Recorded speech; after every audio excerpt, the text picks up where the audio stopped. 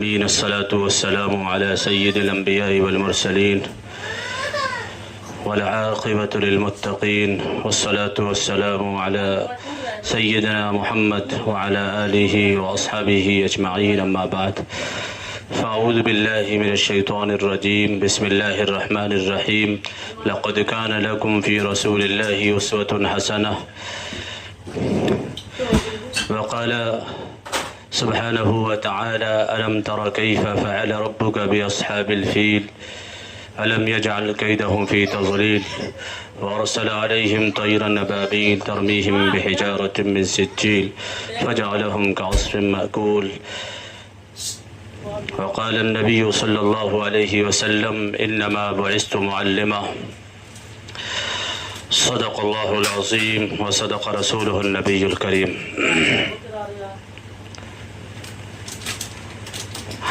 پیدا ہوئے تو باپ کا سایہ اٹھا دیا، گھٹنے چلے تو دادا عدم کو روانہ تھا، چلنے لگے تو مادر و عم ہو گئے جدا، ہر سایہ سر سے یوں اٹھتا چلا گیا، سائے پسند آئے نہ پروردگار کو، بے سایہ کر دیا گیا اس سایہ دار کو۔ ربیع الاول کا مہینہ شروع ہونے والا ہے۔ ہر سال ربیع الاول کی بہاریں ہم پر آتی ہیں۔ ربیع کے معنی بھی بہار کے آتے ہیں، بہار آنا۔ جیسے بہار آتی ہے، پتجھڑ ہو جاتا ہے، پیڑے ننگے ہو جاتے ہیں، پھر بہار آتی ہے۔ ایسے ہی آج سے 1400 تقریباً 1500 صدی گئی ہے، 1500 سال پہلے مکۃ المکرمہ کے اندر ایک بہار آئی تھی۔ جب دنیا سسک رہی تھی، دم توڑ رہی تھی، کوئی ان کے لیے مسیحا کھڑا نہیں ہو رہا تھا جو ان کو سیدھی راہ دکھائے۔ ہر شخص برائیوں کے اندر مبتلا تھا، شراب خوری بالکل عام ہو چکی تھی، ہر کس و ناکس شراب کے اندر لت تھا، شراب کی عادت میں لت تھا، زنا بالکل عام ہو چکا تھا، عورتوں کی کوئی عزت نہیں تھی، ان کو سامان سمجھا جاتا تھا، سامان کی طرح ان کی ویلیو تھی، اور عورت کو ایک طبقہ وہ تھا جو انسان ہی نہیں مانتا تھا کہ انسان نہیں ہے، کوئی حقوق اس کو نہیں دیے جاتے تھے۔ مویشیوں سے زیادہ، جانوروں سے زیادہ بدتر اور برا حال عورتوں کا تھا۔ مظلوم دنیا کے اندر کسی مسیحا کا انتظار کر رہے تھے، تمام بیوائیں کسی مصلح کا انتظار کر رہی تھیں، تمام یتیم اپنے سروں پر ہاتھ رکھنے والے کسی غمخوار کا انتظار کر رہے تھے۔ فرشتے جو نامہ اعمال کو لکھنے والے ہیں، برائیاں لکھ لکھ کے تھک گئے تھے، انتظار تھا کہ کوئی مصلح اور مسیحا پیدا ہو تاکہ اس دنیا کے اندر کوئی خیر کے کام کرنے والے بھی ہوں اور ان کے نامہ اعمال میں کبھی نیکیاں بھی لکھی جائیں۔ آسمان انتظار کر رہا تھا، شمس و قمر انتظار کر رہے تھے کہ ہماری روشنی سے استفادہ کرنے والوں میں مومن بھی ہونا چاہیے، مومن ہونا چاہیے۔ شمس و قمر، آسمان و زمین، مظلوم، بیوائیں، یتیم، دنیا کی مخلوق، انسان کیا تمام مخلوق اس انتظار میں تھی کہ کوئی مسیحا آنا چاہیے۔ اب تو جو ہے یہ بگاڑ ختم ہونا چاہیے۔ یہاں تک کہ لوگوں نے سدھرنے کی اور اصلاح کی امیدیں چھوڑ دی تھی کہ اب اصلاح ممکن نہیں ہے، بگاڑ انتہا کو پہنچ چکا ہے، فساد انتہا کو پہنچ چکا ہے، خرابیاں اور برائیاں ان کے اندر انتہا کو پہنچ چکی ہیں، اب اصلاح کا کوئی راستہ نہیں بچا۔ مایوس ہو گئے تھے لوگ۔ ایسے دور جاہلیت کے اندر، ایسی تاریکی ماحول کے اندر اللہ تبارک و تعالیٰ کو مخلوق پر رحم آیا اور رحمت دو عالم صلی اللہ علیہ وسلم اس دنیا کے اندر تشریف لائے، جس نے وہاں حکومت کر کے دکھائی جن پر دنیا کی کوئی حکومت، کوئی بادشاہ دنیا کا ان پر حکومت کرنے کو تیار نہیں تھا۔ ویسے تو پوری دنیا کے حالات خراب تھے، لیکن خصوصاً عرب کے جو حالات تھے وہ بد سے بدتر تھے۔ کوئی حاکم، کوئی بادشاہ ان پر حکومت کرنے کو تیار نہیں تھا کہ ان پر کیا حکومت کرے، یہ تو بد سے بدتر لوگ ہیں، تمام خرابیاں ان کے اندر موجود ہیں۔ یہ ان سے بڑا کوئی ڈاکو نہیں ہے، ان سے بڑا کوئی لٹیرا نہیں ہے، یہ بے دریغ لوگوں کو قتل کر دیا کرتے ہیں۔ ذرا ذرا سی بات پر لڑائی ہوتی ہے، 40 سال تک لڑائیاں ہوتی ہیں، پشتہائے پشت لڑائیاں چلتی ہیں، ایک پیڑھی جاتی ہے لڑتے لڑتے، ایک صرف اتنی بات پر جنگ ہو جایا کرتی تھی کہ تمہارے اونٹ نے ہمارے اونٹ سے پہلے پانی کیوں پی لیا۔ اتنی بات پر برس لڑائیاں چلتی تھی، اور جب وہ جاتے تھے اپنی اولاد کو وصیت کر کے جاتے تھے کہ تمہیں اس کا بدلہ لینا ہے۔ ایسا دور جاہلیت، ایسی تاریکی دور اور ایسے تاریک ماحول کے اندر اللہ تبارک و تعالیٰ کو رحم آیا اور رحمت دو عالم صلی اللہ علیہ وسلم کو اس دنیا کے اندر بھیجا۔ وہ ہے ربیع الاول، بہار کا مہینہ، بہار آئی تھی دنیا کے اندر۔ تو اب یہ ربیع الاول کا مہینہ آ رہا ہے، انشاءاللہ سیرت میں بیان ہوں گے، لیکن کچھ نبی علیہ السلام کی پیدائش سے پہلے، آپ کی ولادت بسعادت سے پہلے کے حالات انشاءاللہ کچھ جو ہے مختصر ہی ہو پائیں گے۔ سیرت تو وہ موضوع ہے کہ سیرت لکھنے والے، سیرت بیان کرنے والے، سیرت کو پڑھنے والے، سیرت کو پڑھانے والے پوری زندگیاں کھپا گئے، اور اس بحر عمیق میں یعنی اس گہرے سمندر میں انہوں نے غوطے لگائے۔ آخر وہ جب غوطہ لگا کر واپس آئے تو کہہ رہے ہیں کہ تشنگی جم گئی پتھر کی طرح ہونٹوں پر، ڈوب کر بھی تیرے دریا سے پیاسا نکلا، ڈوب کر بھی تیرے دریا سے پیاسا نکلا۔ اور خوب لکھا، خوب پڑھا، چوٹی کے علماء نے، کتب خانے دفاتر بھرے ہوئے ہیں، لیکن آخر میں یہ لکھ گئے لا يمكن الثناء كما كان حق بعد از خدا۔ بزرگ تو یہ قصہ مختصر کہ آپ کی ثنا، آپ کی تعریف، آپ کی سیرت کیا بیان کریں، آپ کی ثنا ممکن ہی نہیں ہے جیسا اس کا حق ہے۔ بس مختصر قصہ یہ ہے کہ خدا کے بعد آپ کا مرتبہ سب سے بڑا ہے، بعد از خدا، بزرگ تو یہ قصہ مختصر، بس خدا کے بعد آپ کا مرتبہ سب سے بڑا ہے۔ آخر یہ کہہ کر جو ہے قلم کو روکنا پڑا۔ یہ ہے سیرت کا موضوع۔ پوری زندگی بولا جائے، دن ختم ہو جائیں گے، قلم کی سیاہی سوکھ جائے گی، سمندر اگر سیاہی بنا لیا جائے تو وہ ختم ہو جائیں گے، نبی کی سیرت ختم ہونے والی نہیں۔ اور اس کی سیرت کون کما حقہ بیان کر سکتا ہے؟ جس کی سیرت خود باری تعالیٰ بیان کرتے ہو، خود باری تعالیٰ جس کی سیرت بیان کرتے ہو۔ قرآن کی ہر آیت آپ کی سیرت ہے، ہر حدیث آپ کی سیرت ہے، ہر تعلیم آپ کی سیرت ہے، آپ کی سیرت نمایاں ہوتی ہے اس سے، آپ کے اخلاق، آپ کے کردار، آپ کے اعمال، آپ کی زندگی گزارنے کا طریقہ اور آپ کی اچھی تعلیمات کا میسیج ہوتا ہے ہر آیت کے اندر، ہر حدیث کے اندر، آپ کی ہر بات کے اندر۔ یہ ہے سیرت۔ اور ایک خصوصی بات یہ ہے، یعنی نبی علیہ السلام کی سیرت میں خصوصیت یہ ہے کہ جتنے بھی دنیا کے اندر بڑے لوگ آئے ہیں، جتنے بھی اعلیٰ شخصیات آئی ہیں، ان کی سیرت جو لکھی گئی ہے وہ پیدائش کے بعد لکھی گئی ہے۔ پیدائش سے پہلے کون سیرت لکھ سکتا ہے بھائی؟ ابھی ہے ہی نہیں، ابھی وجود ہی نہیں ہے ان کا، کیا سیرت لکھی جائے ان کی؟ ہاں، کس دن پیدا ہوئے لکھا جائے گا، آپ کی پیدائش کب ہوئی ہے، کہاں ہوئی ہے، یہ لکھا جائے گا۔ اور اب تو یہ بھی لکھا جاتا ہے کون سی ہاسپٹل میں ہوئی ہے، آپ نے جنم پرمان پتر کہاں سے بنوایا۔ یعنی ساری جو سوانح حالات، سوانح عمری، یعنی زندگی کے حالات، اور سیرت کہتے ہیں زندگی کے حالات، تو ساری زندگی کے حالات جو لکھے جائیں گے وہ پیدائش کے بعد کے ہوں گے۔ لیکن ایک ذات ایسی ہے نبی پاک صلی اللہ علیہ وسلم کی کہ آپ کی سیرت کا آغاز آپ کی ولادت سے پہلے سے ہو چکا تھا۔ جب دنیا اللہ تعالیٰ نے بنائی ابھی سب عالم ارواح کے اندر ہیں اور نبی علیہ الصلوۃ والسلام کی سیرت کا آغاز ہو رہا ہے۔ اللہ تعالیٰ نے تمام ارواح سے یعنی تمام روحوں سے جب عہد لیا الست بربکم، سب نے کہا قالوا بلا۔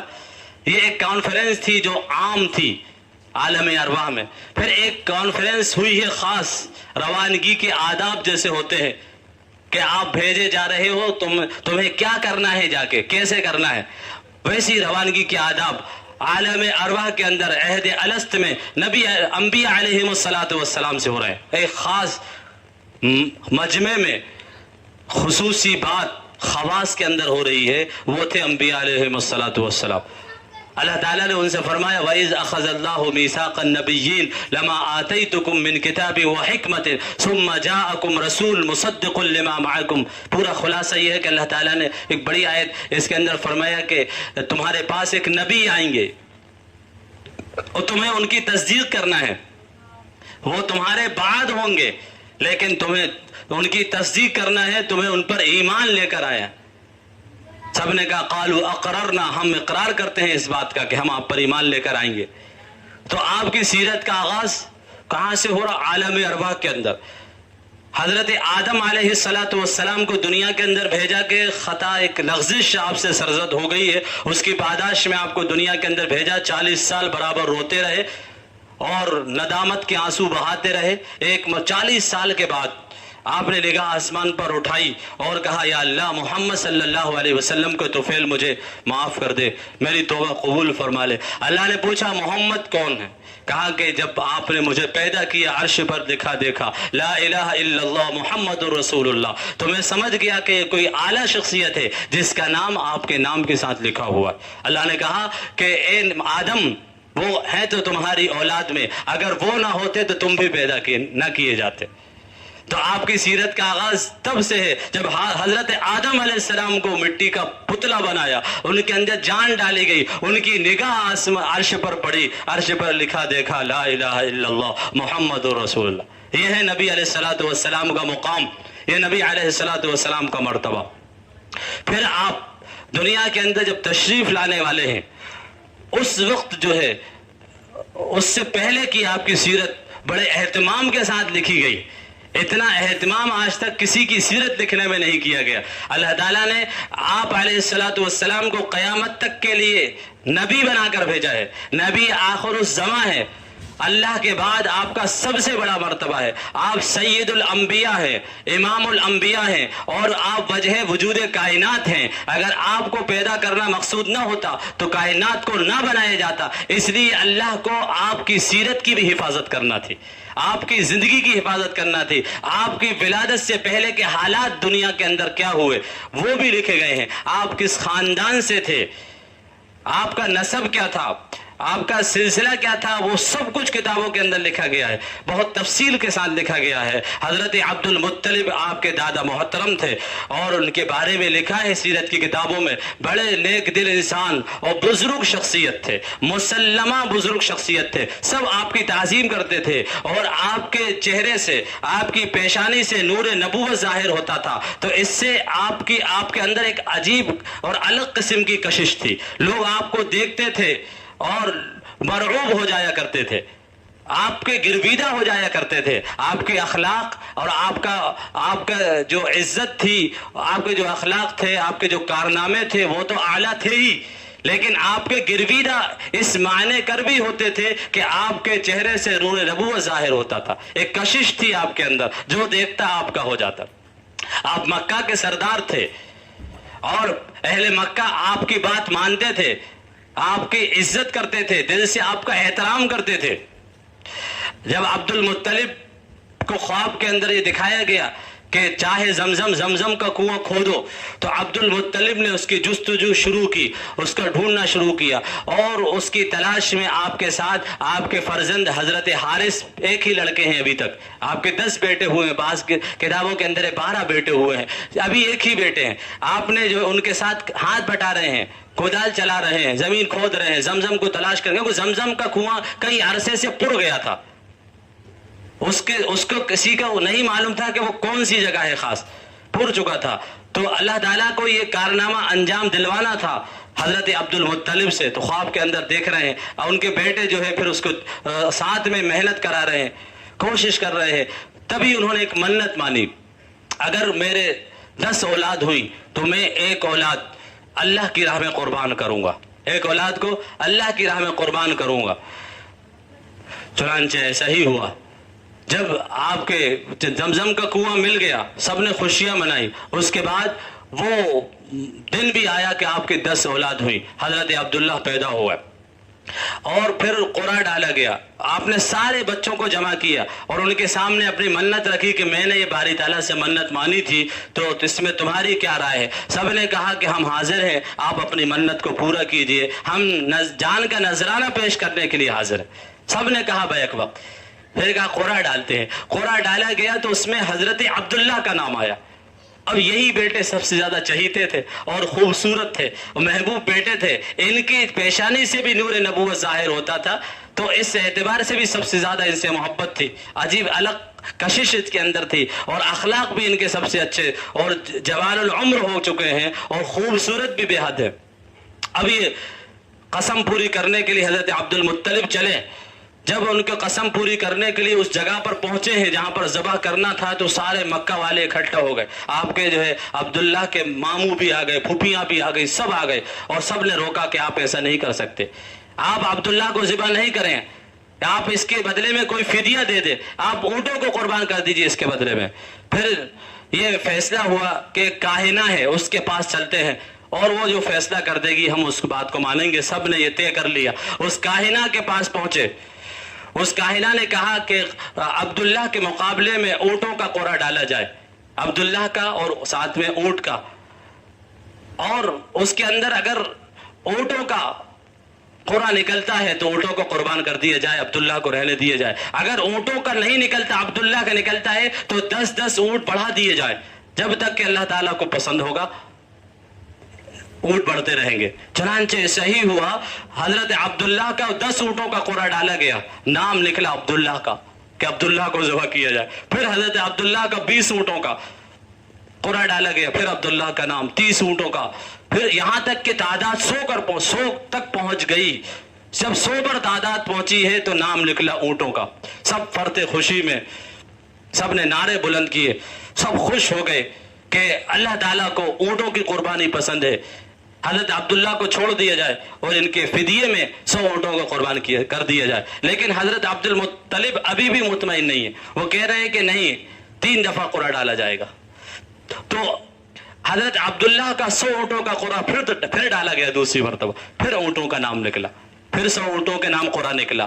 پھر تیسری مرتبہ حضرت عبداللہ کا 100 اونٹوں کا قرعہ ڈالا گیا تو پھر جو ہے وہ 100 اونٹوں کا نام نکلا. تو حضرت عبد المطلب نے کہا اب میں سمجھ گیا اور مجھے یقین ہو گیا کہ اب اللہ تعالیٰ میرے فرزند حضرت عبداللہ کے بدلے میں اونٹوں کی قربانی چاہتے ہیں. چنانچہ 100 اونٹوں کو قربان کیا گیا اور اس کا گوشت مکہ کے اندر تقسیم کر دیا گیا.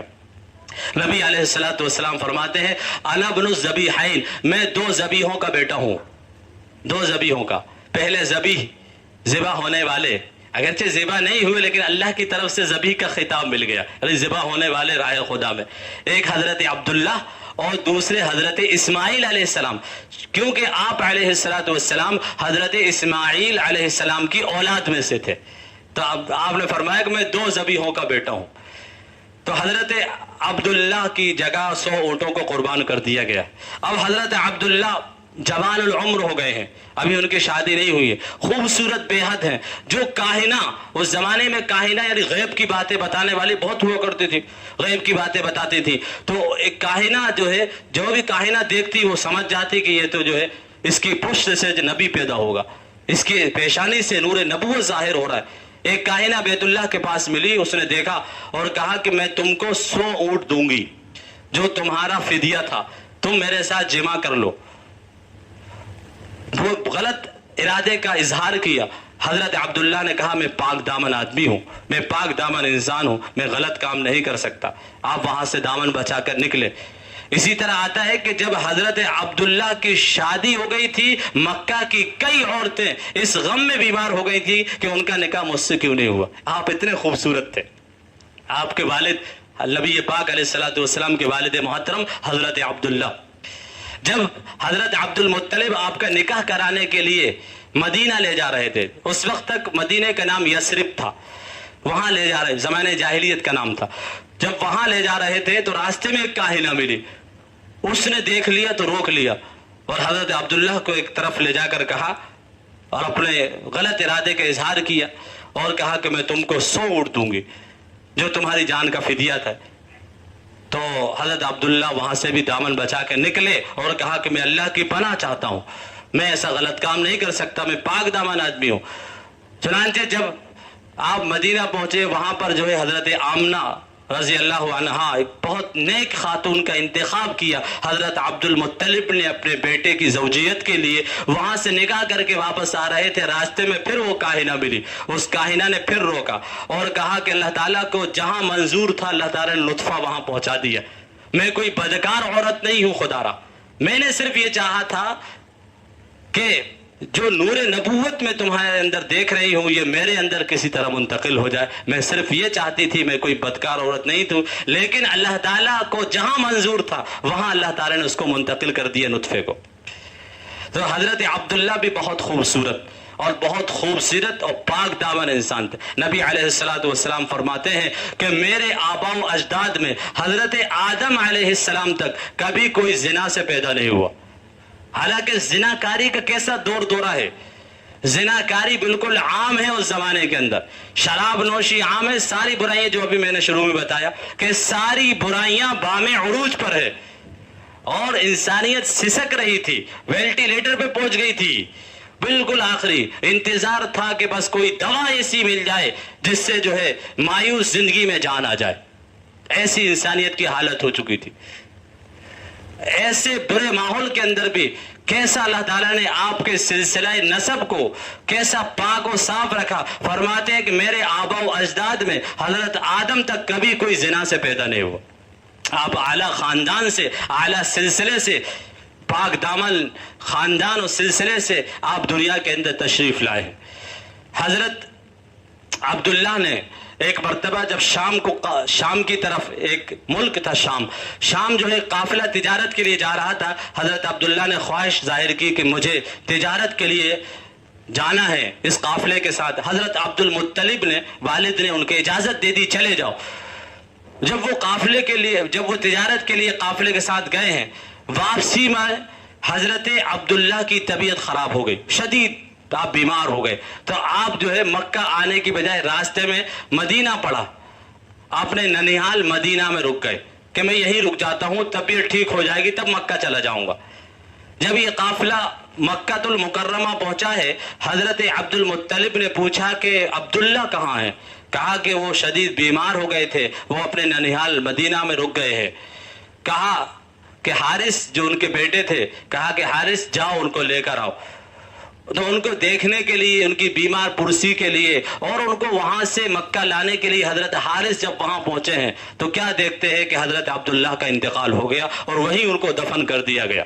18 سال کی عمر تھی، نبی علیہ السلام یتیم پیدا ہوئے ہیں، ابھی دنیا کے اندر تشریف نہیں لائے ہیں۔ کتابوں کے اندر لکھا ہے کہ ان کی والدہ حضرت آمنہ کے حمل میں 2 مہینے کے تھے، آپ 2 مہینے کا حمل تھا ان کی والدہ کو اور آپ دنیا سے تشریف لے گئے۔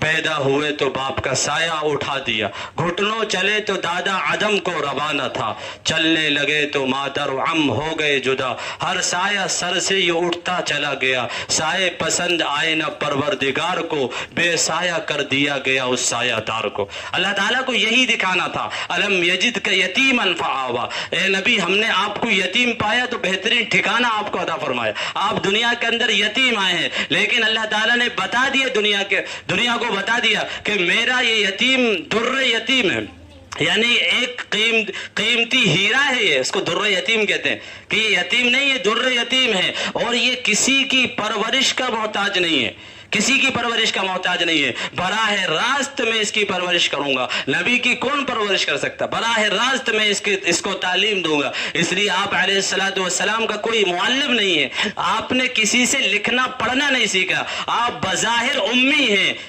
بظاہر آپ کا لقب امی ہے. امی کہتے ہیں جو کسی سے لکھنا پڑھنا نہ سیکھے اس کو امی کہتے ہیں. بظاہر آپ نے دنیا کے اندر کسی سے لکھنا پڑھنا نہیں سیکھا تو آپ امی ہیں, آپ نے کسی سے پڑھنا لکھنا نہیں سیکھا. لیکن یہی تو معجزہ ہے کہ اللہ تبارک و تعالیٰ نے آپ کو امی بنایا. کوئی آپ کا استاد نہیں ہے, کسی سے پڑھنا لکھنا نہیں سیکھا, لیکن علم کے دریا آپ نے بہا دیے. ساری پڑھائی, ساری تعلیمات, سارے اساتذہ اور سارے محدثین, سارے مفسرین اور سارے سیرت نگار, بلکہ ساری خدا کی تعلیمات اور ساری دنیا کے اندر رہنے کے سلیقے نبی علیہ الصلوۃ والسلام کی یونیورسٹی سے ملتے ہیں. یہ ہے نبی علیہ الصلوۃ والسلام کا معجزہ اور نبی علیہ الصلوۃ والسلام کی تربیت جو براہ راست اللہ تبارک و تعالیٰ نے فرمائی ہے. اسی کو فرمایا الم یجدک یتیما فآویٰ. انشاءاللہ اگلے ہفتے جو ہے اب حضرت آمنہ رضی اللہ تعالیٰ عنہا کے زندگی کے مختصر حالات اور آپ کی ولادت و سعادت کو بیان کیا جائے گا. وآخر دعوانا ان الحمد للہ رب العالمین.